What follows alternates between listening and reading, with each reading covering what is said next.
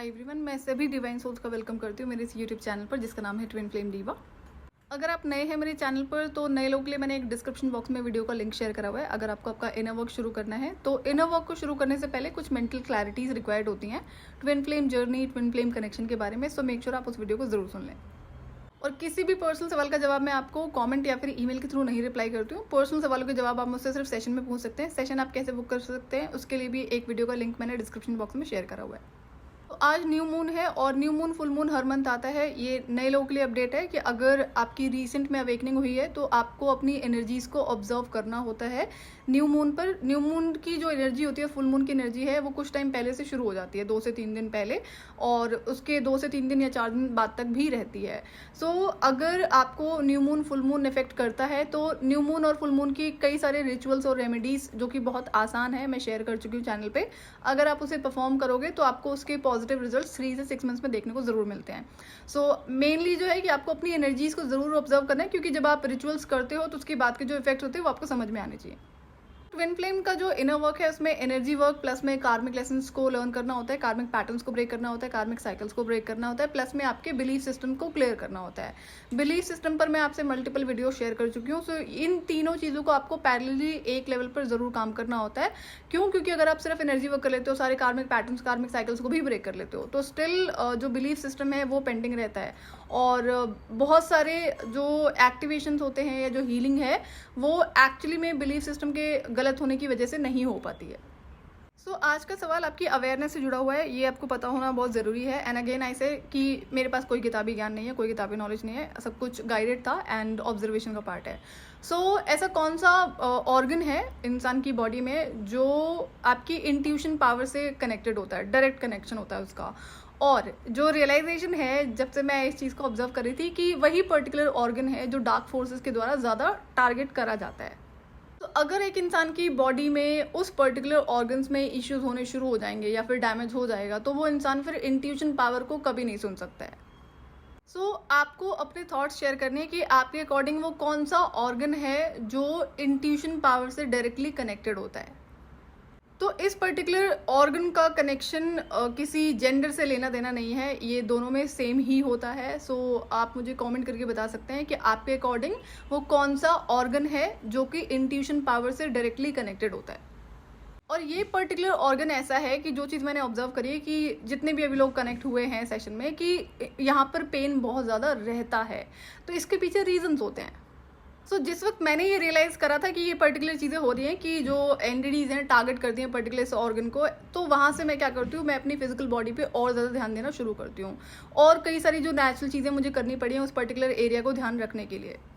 तो वैसे तो आपको ओवरऑल बॉडी का पूरा ध्यान रखना होता है जो कि आपका सेल्फ लव, सेल्फ केयर का पार्ट होता है। लेकिन जब आपको पता है कि पर्टिकुलर ऑर्गन आपका इंट्यूशन पावर से कनेक्टेड है और आप अगर एक रियल ट्विन फ्लेम हो तो आपको एक्स्ट्रा केयरफुल तो होना पड़ेगा। कई सारी और आदतों को चेंज करना पड़ेगा। हो सकता है कुछ फूड आइटम्स में आपको परमानेंटली कोई चीज़ें छोड़ देनी चाहिए। तो फिर दूसरा सवाल है कि जब आपको पता है कि पर्टिकुलर जो फूड आइटम्स होते हैं वो उस पर्टिकुलर ऑर्गन को डैमेज करने का काम करते हैं, और अगर आपने कोई इशू रीजन क्रिएट करा है एक ऑर्गन को डैमेज करने के लिए, तो एंटिटीज को तो वैसे ही बहुत बड़ा ऑप्शन मिल जाता है, तो इसके लिए रिस्पॉन्सिबल कौन हुआ? आप। सो फिर जब आपको पता है कि इसका कंट्रोल आपके हाथ में है, अगेन आपके स्पिरिचुअल प्रैक्टिसेस मस्ट होते हैं, लेकिन फूड आइटम्स में कंट्रोल अगर आप लगाओगे, कुछ और चीज़ें जो करनी पड़ती हैं, तो आपके लिए मेरे अकॉर्डिंग इंट्यूशन पावर ज़्यादा इंपॉर्टेंट है। तो अगर आप अपनी फिजिकल बॉडी का पूरा ध्यान रख लोगे तो इंट्यूशन पावर से कनेक्ट आप कर पाओगे। कमेंट करके बताना आपके अकॉर्डिंग कौन सा ऑर्गन है फिजिकल बॉडी में ह्यूमन की, चाहे वो मेल है या फिर फीमेल है, जो कि इंट्यूशन पावर से डायरेक्टली कनेक्टेड होता है।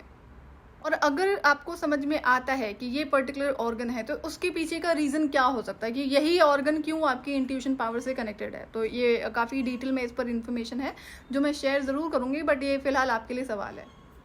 और हीलिंग के लिए आपको किसी भी तरह का फ्रीक्वेंसी म्यूजिक सुनना हो, मेडिटेशन म्यूजिक सुनना हो, या फिर कोई और गाइडेड मेडिटेशन आपको चाहिए होता है, तो यूट्यूब पर सारी चीज़ें अवेलेबल हैं। जब से मैंने चैनल यहाँ पे क्रिएट किया है, बहुत सारे frequency music, guided meditation, shamanic music, ये सारे मैं चैनल पर कम्युनिटी सेक्शन में शेयर कर चुकी हूँ।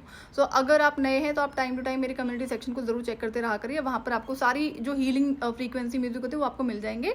और सबका अपना टेस्ट होता है, अपनी चॉइसेस होती हैं। अगर आपको कुछ और पसंद है तो आप कुछ और भी सुन सकते हैं यूट्यूब से।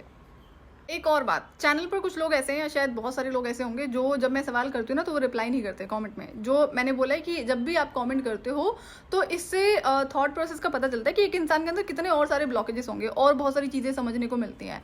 और ये अगेन बहुत इंपॉर्टेंट है, आपका जो थॉट प्रोसेस है उसको एक्सपैंड करने का तरीका होता है।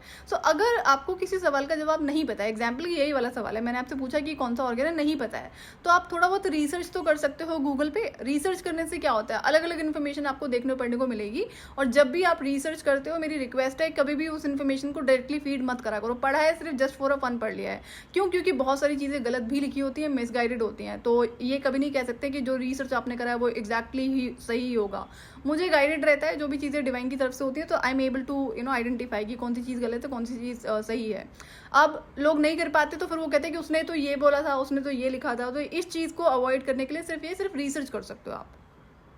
एनर्जी जो शेयरिंग होती है, एनर्जी जो ट्रांसफ़र होता है, ये बहुत क्विकली हो जाता है। किस किस तरीके से होता है इस पर मैं डिटेल में वीडियो शेयर कर चुकी हूँ। चैनल पर कई सारे डॉक्टर्स हैं, तो डॉक्टर्स को ज़्यादा केयरफुल रहना होता है। जनरली अगर आप एक ट्विन फ्लेम है तो आप एम्पैथ हैं, और आपको तो ऐसी सराउंडिंग्स में रहना होता है जहाँ पर लोग ऑलरेडी कितनी सारी चीज़ों से गो थ्रू कर रहे होते हैं। तो अगर आप एक रियल ट्विन फ्लेम हो, डॉक्टर हो, तो आपके लिए एक्स्ट्रा स्पिरिचुअल प्रोटेक्शन, हाइजीन बहुत ज़्यादा ज़रूरी हो जाता है इन टर्म्स ऑफ आपका जो एनर्जी आपको प्रोटेक्ट करनी है। अदरवाइज क्या होगा, आपको बहुत ज़्यादा इश्यूज होने शुरू हो जाएंगे। सो अगर आप ट्विन फ्लेम हो तो आप ऑलरेडी बहुत कुछ गो थ्रू करते हो, तो इस पर ध्यान तो आपको रखना ही होता है।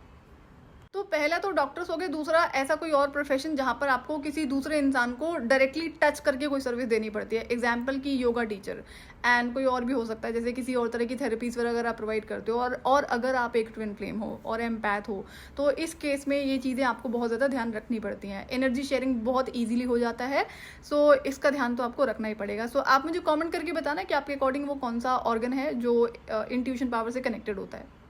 सो आज के लिए इतना ही। मैं आपसे फिर मिलूंगी नेक्स्ट वीडियो में। टिल देन आप अपना ध्यान रखिए और डिवाइन से कनेक्टेड रहिए।